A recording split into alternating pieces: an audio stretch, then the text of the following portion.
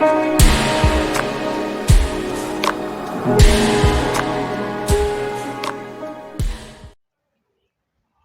باللہ من الشیطان الرجیم، بسم اللہ الرحمن الرحیم۔ حضور کلندر بابا اولیاء نے قرآن حکیم پہ غور و فکر کے حوالے سے چند باتیں بڑی قیمتی ارشاد فرمائی ہیں۔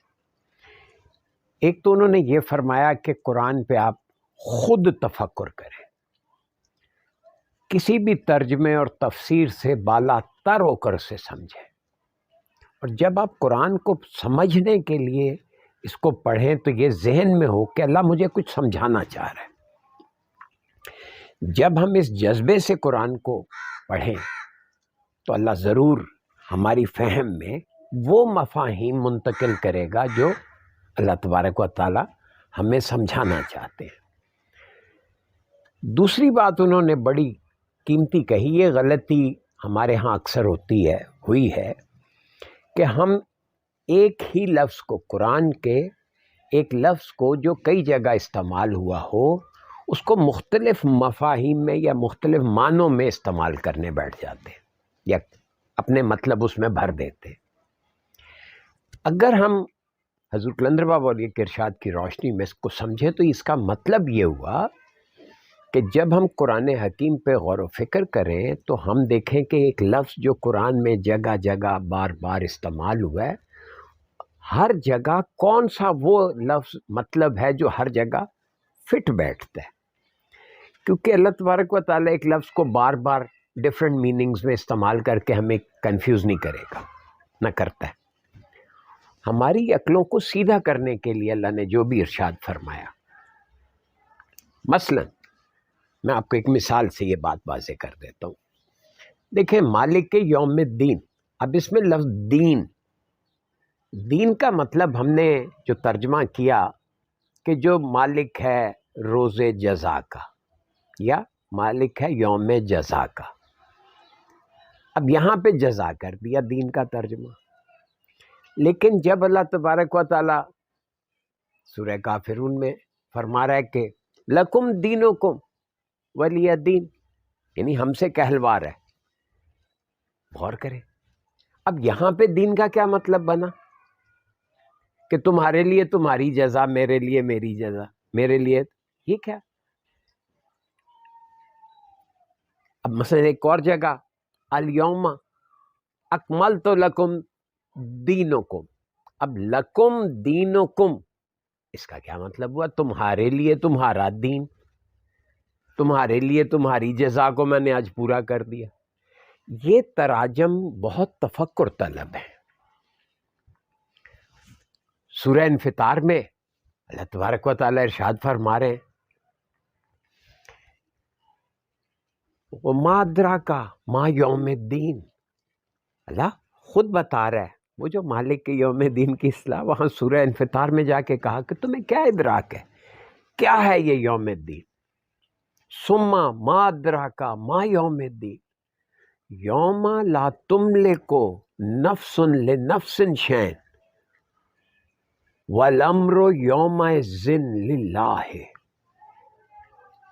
اب ان آیات کی روشنی میں اگر ہم دین کا ترجمہ جزا کریں تو یہ کوئی بات بنتی نہیں ہے، کنفیوز ہو جاتا ہے آدمی۔ اور پھر دوسرا اس میں اینگل یہ کہ وہ بات اللہ رب کریم مجھے آج بتا رہے ہیں تاکہ میرا آئندہ کا لایا عمل ٹھیک ہو، یا مجھے محض ڈرایا جا رہا ہے کہ آئندہ بعد میں آج سے لاکھوں کروڑوں سال بعد ایک دن ہوگا جب یہ سب کچھ ہوگا، تو میں آج کیوں سیدھا ہو جاؤں گا؟ میرا اتنا شعور تو نہیں ہے کہ میں لاکھوں سال بعد کی لیے صورتحال کے لیے خود کو تیار کروں۔ اس لیے جیسے اب یہ دین کا لفظ میں نے 4 مثالیں آپ سے عرض کی، اب ان پہ ذرا غور کر کے دیکھیں کہ دین کا اصل مطلب کیا ہے۔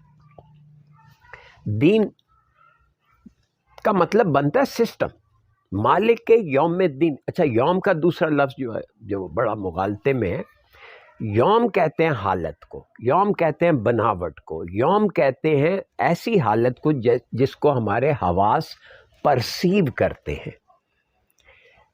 یعنی جب ہم ہمارے حواس کسی چیز کو آبزرو کر رہے ہیں، وہ مادی زون میں دیکھ رہے ہیں، تو یہ بناوٹ جو ہے جو ہمارے حواس کی گرفت میں آ رہی ہے، اس کو قرآن کی اصطلاح میں یوم کہا گیا ہے، حالانکہ ہم نے ترجمہ کر دیا دن۔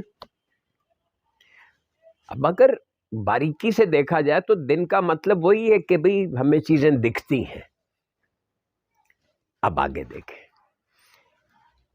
جب حضور علیہ الصلوۃ والسلام کے ذریعے سورہ کافرون میں کہا گیا کہ بھی جس کی تم عبادت کرتے ہو اس کی میں نہیں کروں گا، جس کی تم کرتے ہو اس کی میں نہیں کروں گا، جس طرح تم کرتے ہو میں نہیں کروں گا، جس طرح میں کرتا ہوں اس طرح تم نہیں کرو گے، اور پھر فرمایا کہ لکم دینکم ولی الدین، تمہارے لیے تمہارا سسٹم، میرے لیے میرا سسٹم۔ اب یہ لفظ سسٹم پہ غور کریں، نظام فکر، دین کا مطلب ہو گیا نظام فکر۔ اب جب اللہ تبارک و تعالیٰ بتا رہے ہیں کہ بھی میں نے تمہارے لیے تمہارا دین مکمل کر دیا، اب اس کا کیا مطلب ہوا؟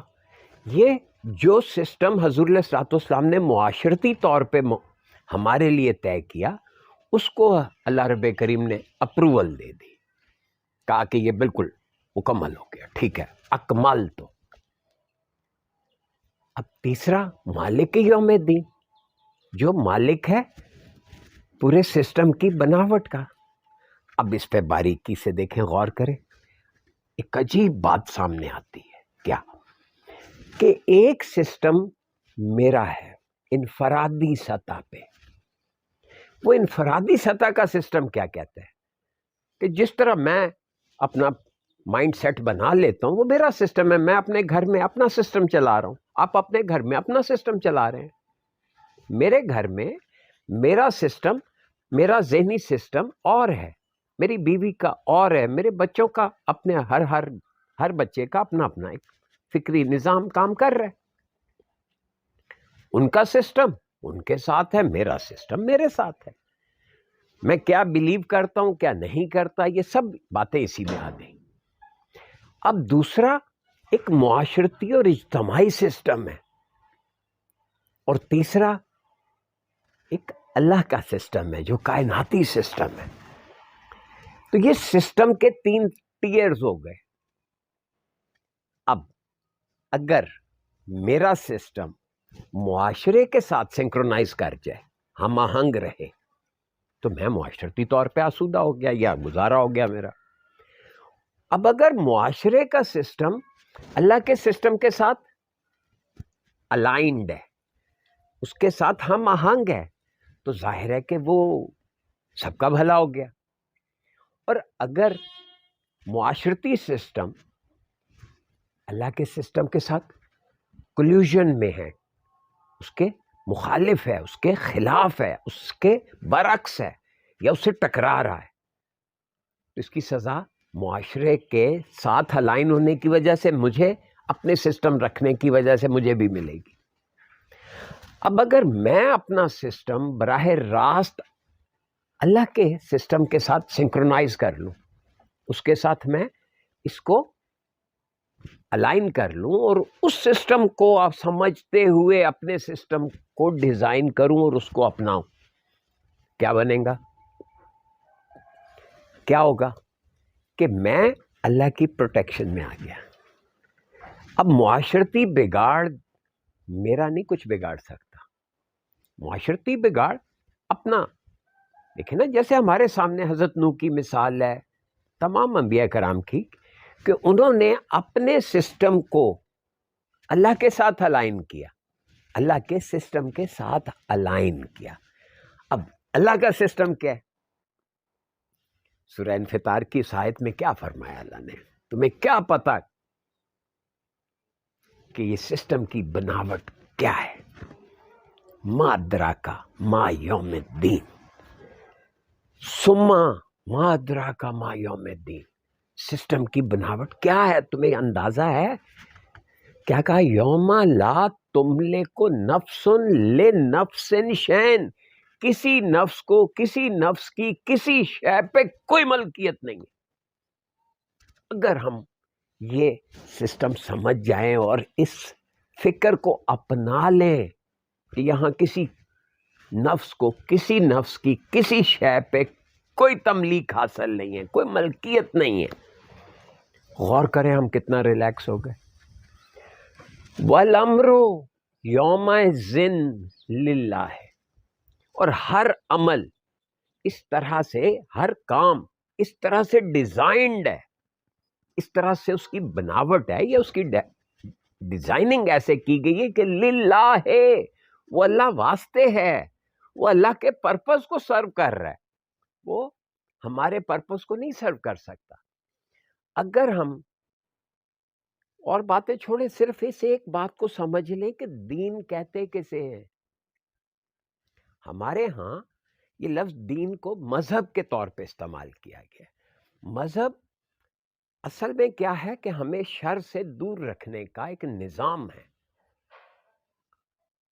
وہ معاشرتی نظام، پھر آگے اس کے کئی ٹیئرز بنا دیے گئے، شریعت، طریقت، تو معرفت اور حقیقت، یہ سارا پھر اس کا حصہ بن جاتا ہے. لیکن جو دین کا لفظ ہے، یہ ذرا کھل کے سوچیں، یہ ان 3 ٹیئرز کے حوالے سے سوچیں. ایک میرا سسٹم ہے، ایک معاشرتی سسٹم ہے، اور ایک پھر اللہ کا سسٹم ہے.